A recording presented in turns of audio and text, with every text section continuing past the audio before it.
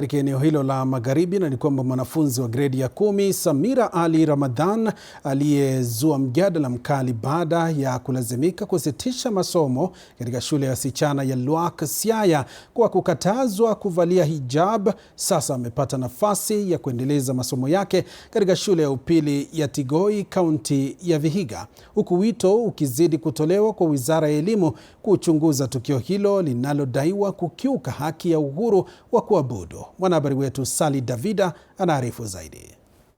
Katika kaunti ya Siaya, suala la uhuru wa kuabudu shuleni limezua mjadala mpana baada ya mwanafunzi wa gredi ya 10 Samira Ali Ramadhan kulazimishwa kuondoka katika shule ya wasichana ya Lwak kwa kukatazwa kuvaa hijab kwa kuzingatia imani yake ya Kiislamu.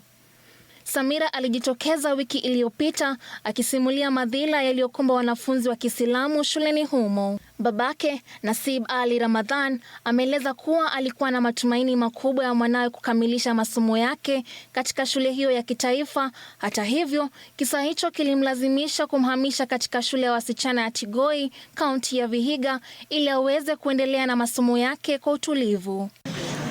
Ameenda huko kwa masomo na nilitarajia inafaa malizie huko grade 12, but unfortunately haikufanyika hivyo. Aidha, washikadau wa elimu wakiongozwa na Daktari Fauzia Nurudin na viongozi wa jamii wameitaka Wizara ya Elimu kuchukua hatua kali dhidi ya shule zinazodaiwa kubagua wanafunzi kwa msingi ya kidini.